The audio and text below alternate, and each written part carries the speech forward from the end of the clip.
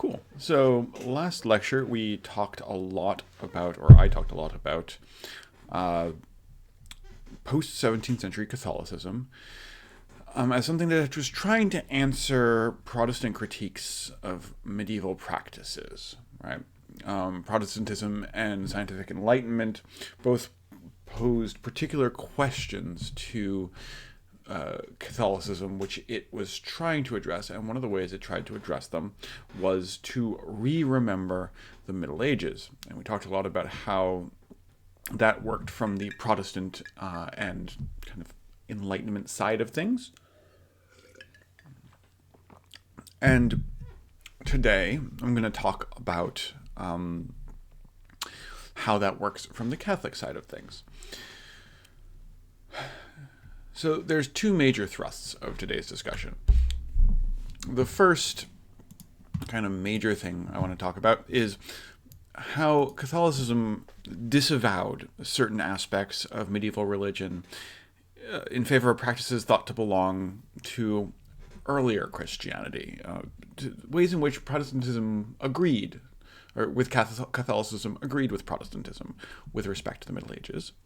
And then also how Catholicism disagreed with Protestantism by selecting and curating aspects of the Middle Ages which they thought were particularly interesting, relevant, or important to them religiously, which had strong support, in other words. Support among whom is the first question. It's easy in retrospect, with what the United States being the largest Protestant country in the world, to see Protestantism as some sort of unstoppable transforming wave which swept across Europe and democratized religion for everyone. Everyone could now read the Bible. Protestantism brought in science with its was it critical and self was it how would I say this, critical and like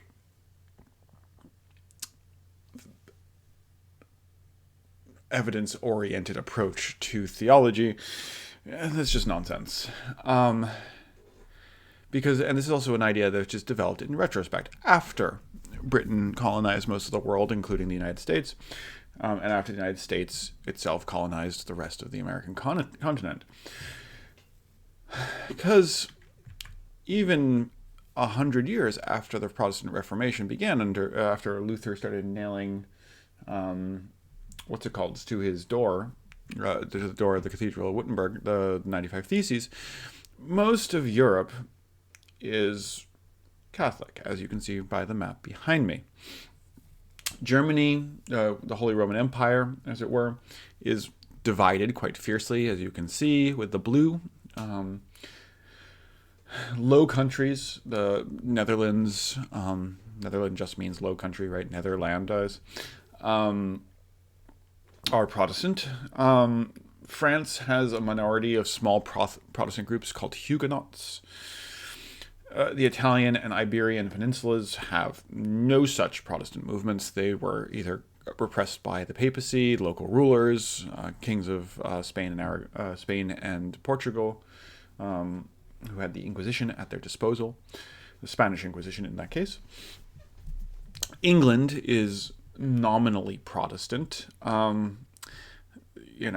Anglicanism, which is the major religion of England in this period of time, preserves Catholic theologies mostly and hierarchies mostly, except for allowing Henry VIII to divorce his wife, to divorce Catherine of Aragon, and to disband and loot the English monasteries. So there are no monasteries in England anymore because they have all been disbanded and looted, and all the money went to the king.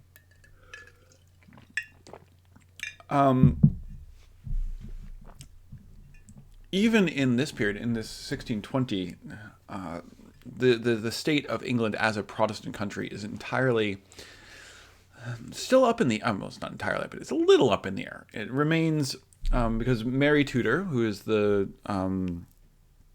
person who rules after Edward Henry's son, dies very young, dies before he's 20. Mary Tudor, Bloody Mary, is Catholic. James the First, who rules after, who's the King of Scotland and then takes over after Elizabeth the First dies childless, is also Catholic. Really, the England only really firmly becomes Protestant or Anglican, Catholic light, in probably, I would say, 1688 with what's called the Glorious Revolution, which is when the Catholic king, James II, the heir to James I, of course, is replaced with with his Protestant daughter, Mary, and Duke William of Orange, who is a Protestant from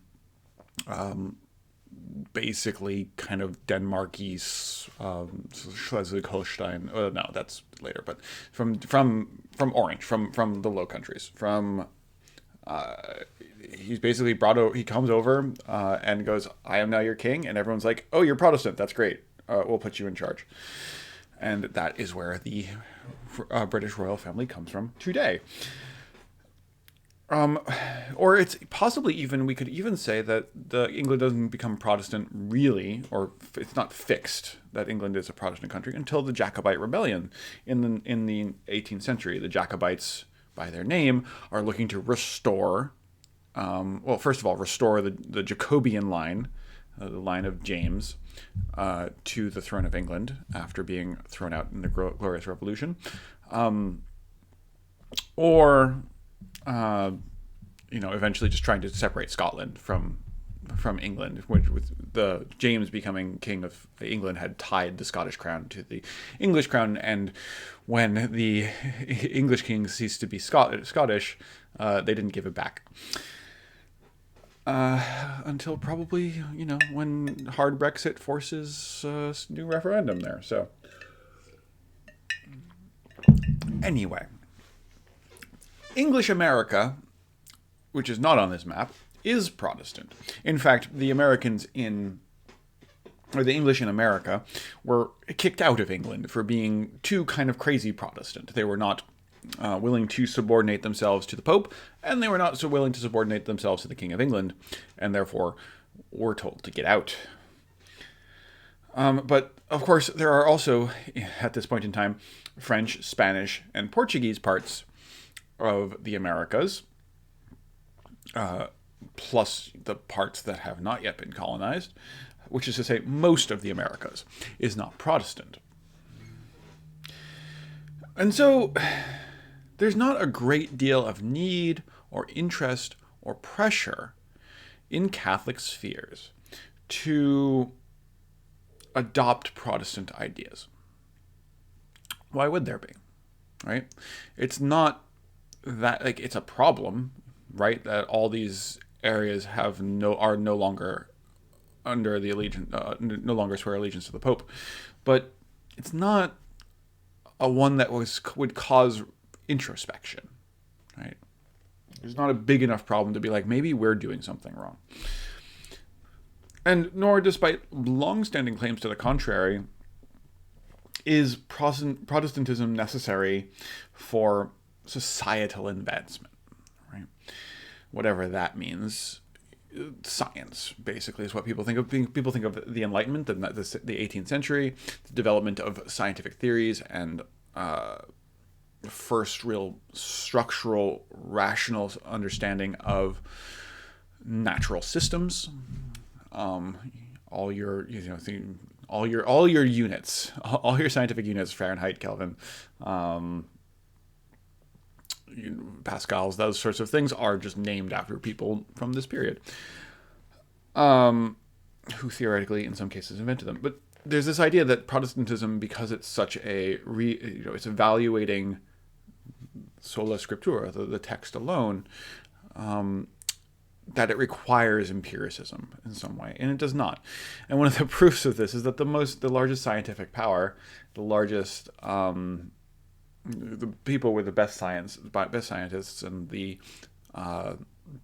largest armies and the most expansive political power and the most coherent state in this period is France, which is Catholic. And so Catholic adaptations to Protestantism, particularly with respect to the with deviation from medieval traditions, are mostly minor. Things like small changes to the text of the Bible, which still is in Latin and is still read in Latin, but is they make some modifications.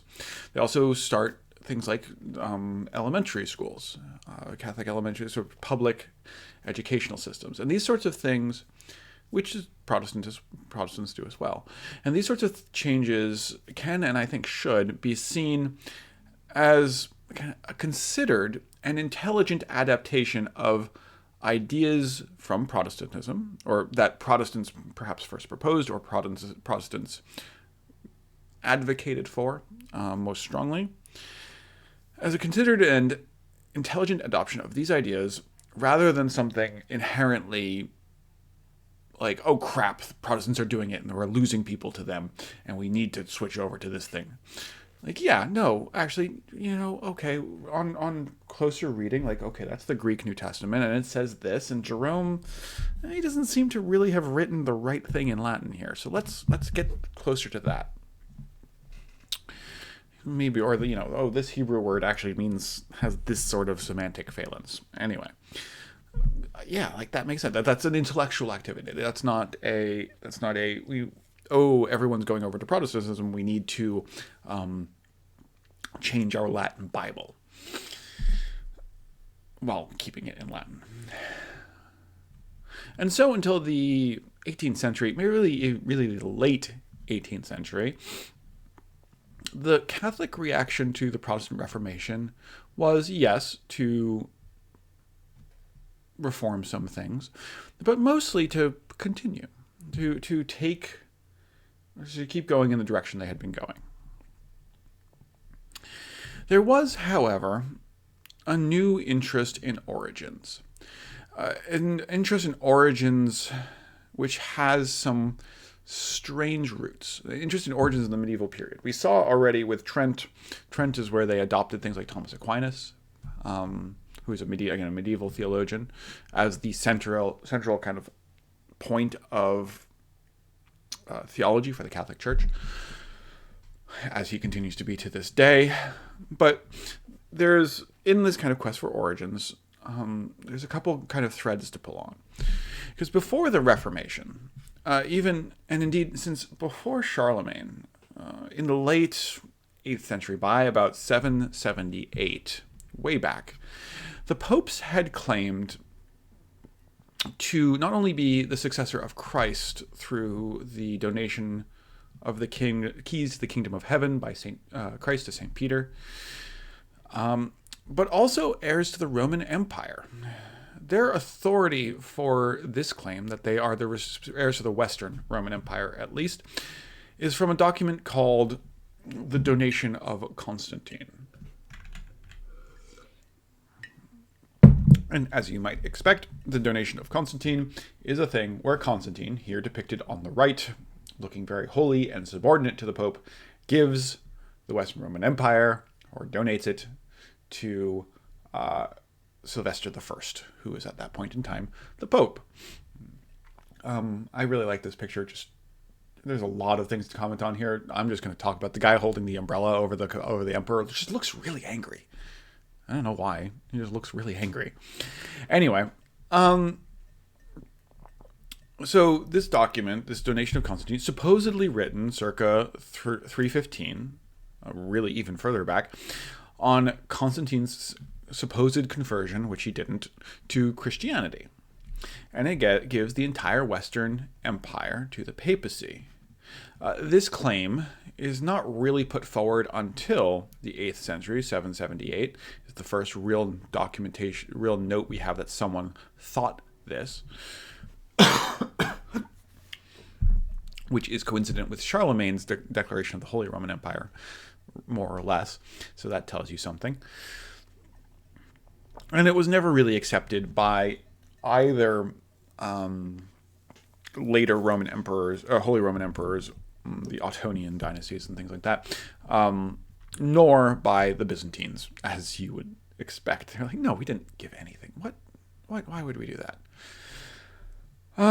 But in 1440, Lorenzo Valla, who is a Catholic priest himself, definitively proves that the donation of Constantine was an 8th century forgery. The script was wrong, so that's using paleography, the study of handwriting. The language was not right. The Latin being used was not Latin that would have been used in the 4th century. That is philology. And the datings, the internal dates given for who is consul when is how you date a Roman document. And the two consuls that are mentioned do not overlap. So the dates are wrong.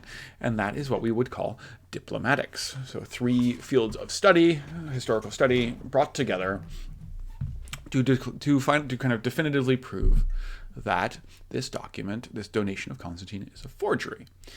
This did not have a great deal of effect. I think a lot of people being, the papacy's claim was declared to be a forgery by a Catholic priest. That's, must be a huge deal, right? Before the Protestant Reformation, maybe that's what did everything. No. Everyone kind of knew it was a forgery. No one really thought it. The reason why Lorenzo Valla published to begin with is that he was pretty sure that everyone already knew it. He was just giving some scientific proof of it. But this does nevertheless set off something of a stir, right? Here are new methods one can use to determine whether or not something is a forgery. And what else might be a forgery? And as modern Catholic states, particularly France, begin to cohere in the centuries during and after the Protestant Reformation, so the 1500s, 1600s, we really do have like a feudal era emerging. Like if there is such a thing as feudalism, and a lot of scholars have said there isn't, but if there is, it's really this period, the 16th and 17th century, where you have a very powerful nobility, strict hierarchy, restricted movement of persons, restricted movement up and down a hierarchy, strict gender roles, those sorts of things. And in this period, monasteries, because of the power of the local nobility and the power of the king, monasteries start trying to assert that they have certain rights. They have rights that are medieval, that are old, that have been given to them a long time ago, and that they still need to maintain.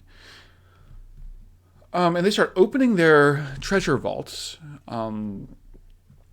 to pull out old documents that say that they have the right to do X. They have the right to fish in this river, or they have the right to hold a market once a year in this town and sell wool, for example, without being taxed by the king. These are called privileges. A privilege is quite simply, split the word in half. Privy, private, legium, law. A private law, your own little special law. And here's a medieval example behind me. This is a very fancy one, an imperial one. Usually they don't have little illustrations on the bottom, but, it's kind of fun. They all have weird Simpsons eyes or something. And so monasteries, specifically, using paleography, diplomatics, philology, the same tools as Lorenzo Valla, use these tools to argue that their documents that they have been keeping forever and ever and ever are authentic, and therefore they should be allowed to still fish in this river, hold this market, be tax exempt, those sorts of things. Or if another monastery is also claiming they have the right to fish in that river or hold a market, to disprove that other monasteries claim. To say, no, ours is more legitimate than yours. Yours is clearly written with the wrong handwriting. And here we have the work of Jean Mabillon, who I have talked about, I think, in the first class, but I don't want to go back into that.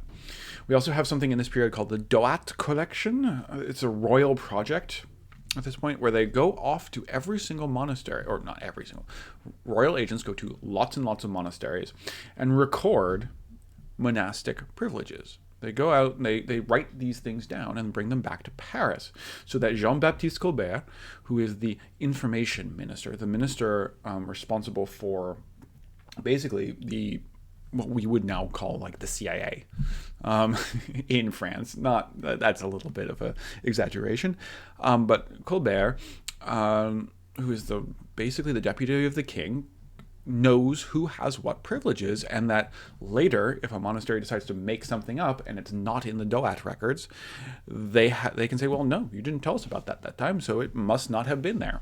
You don't have that right. And so, by the time of the French Revolution in 1789, French religious houses, French bishops, people, clergy in general in France, were used to looking to the medieval past to justify their present. This was how you made sure you kept your power, is by literally looking to medieval documents. And then the King of France lost his head. Literally. The French Revolution tried its very, very best to exorcise the Catholic Church from France, or really any religion from France.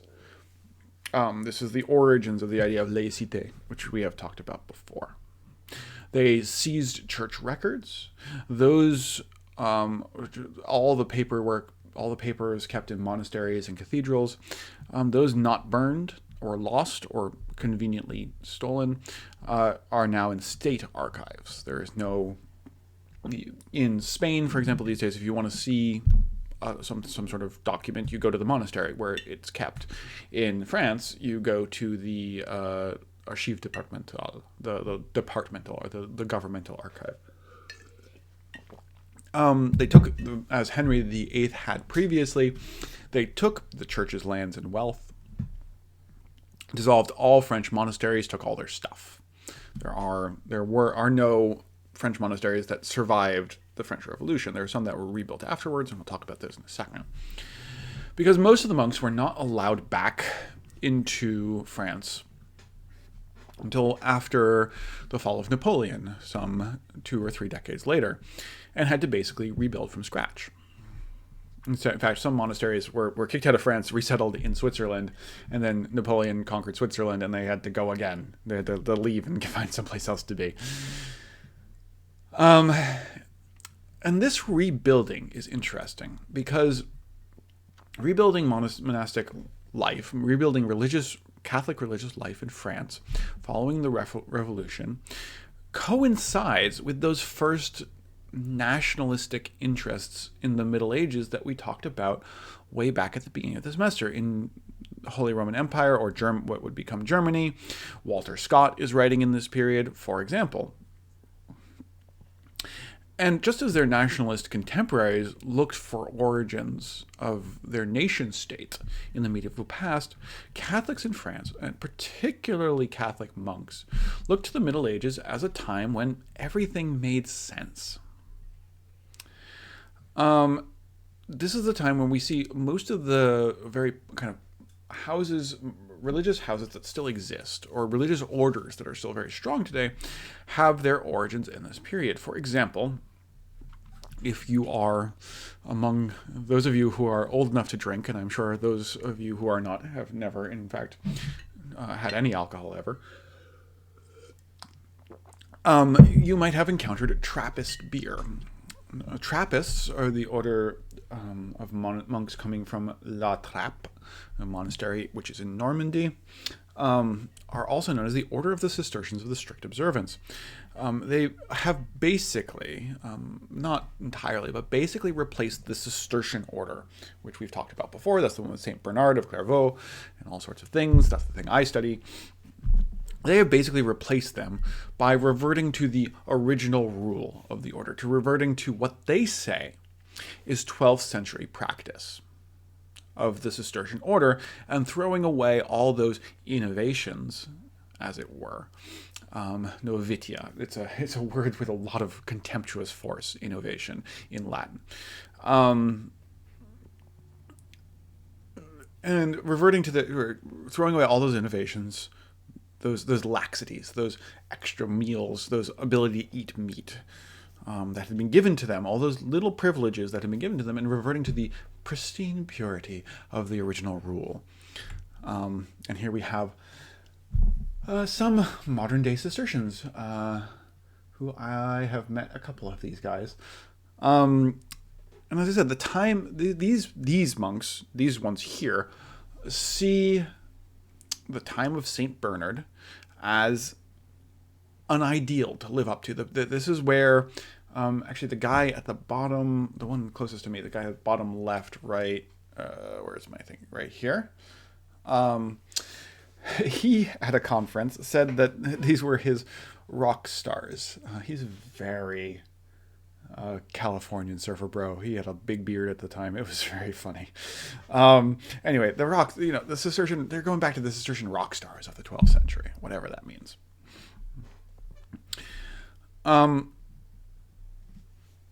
These sorts of monks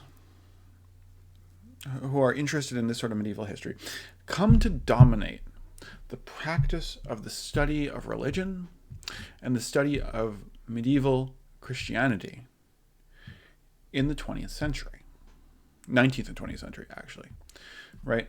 The sorts of where peoples were moving and what's going on with political power, that's the interest of the nationalist historians, the German kind of Monumenta Germaniae Historica, that sort of a thing.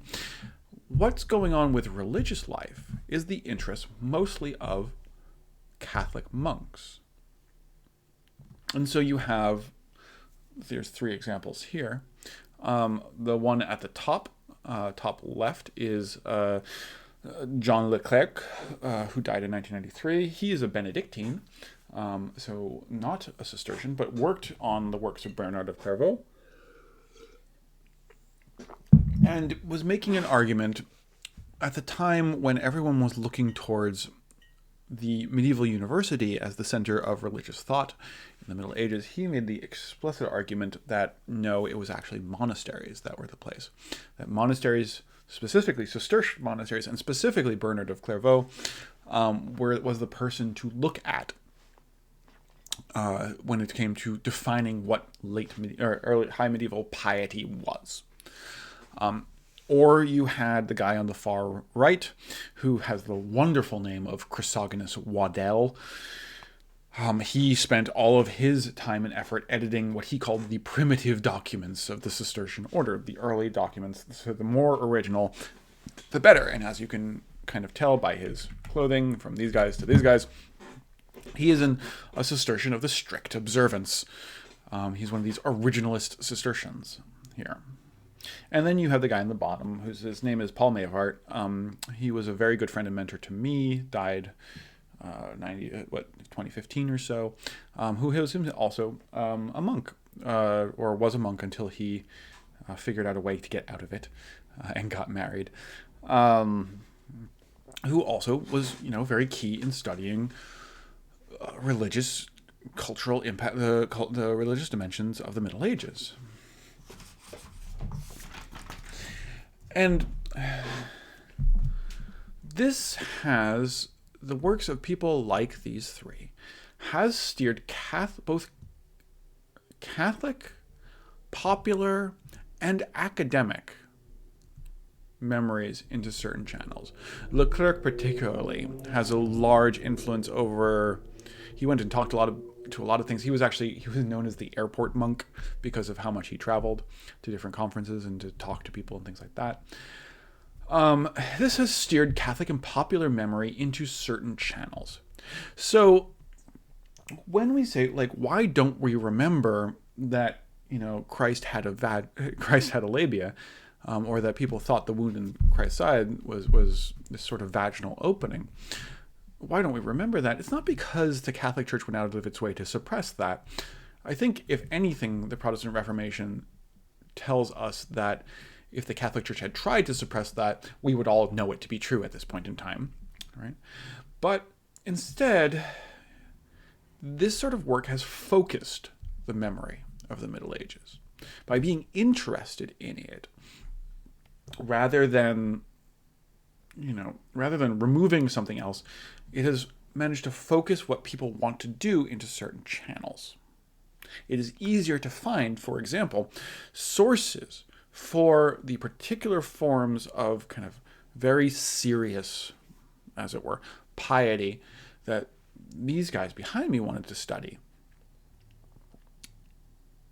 Because they have done all the work. They've given you the sources. They've edited all the sources down, right?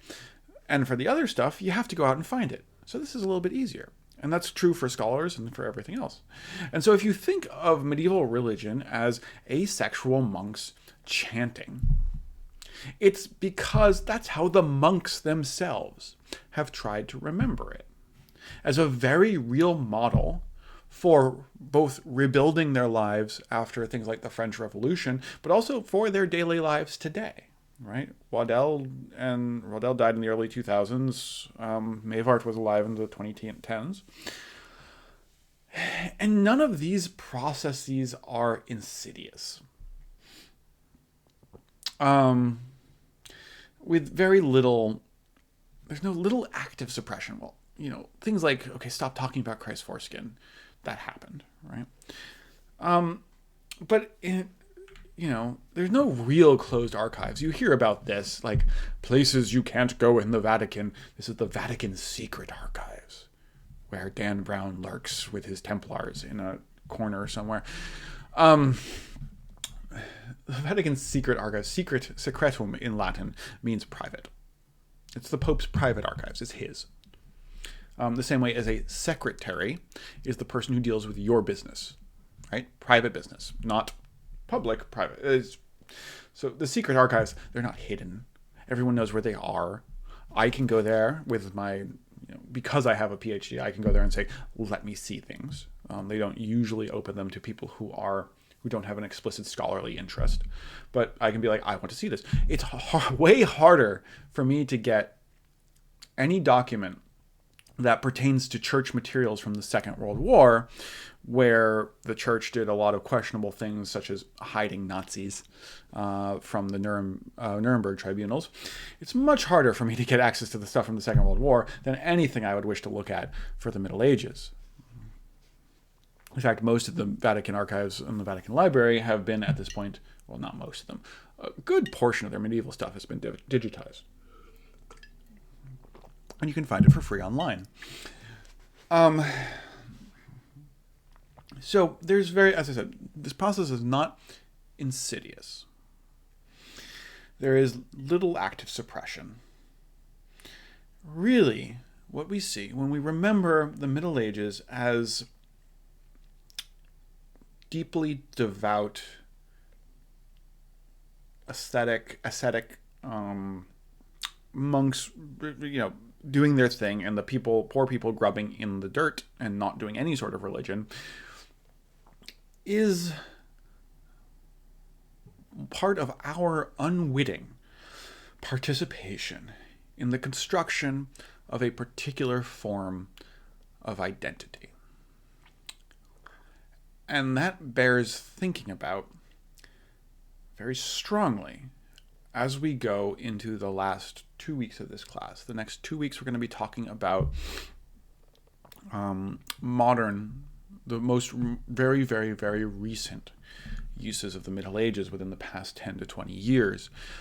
Next week, we're going to be talking about it in terms of popular culture, the long legacy of both Game of Thrones, well, not that long, recent legacies of both Game of Thrones, Lord of the Rings, Game of Thrones, and Vikings, the TV show, among other things. And then the week after that, I will be talking a bit about how the academic practice of medieval history has been tearing itself apart over the course of the past 10 years or so. Until then, I will see you guys next Friday because, of course, there is no section this week.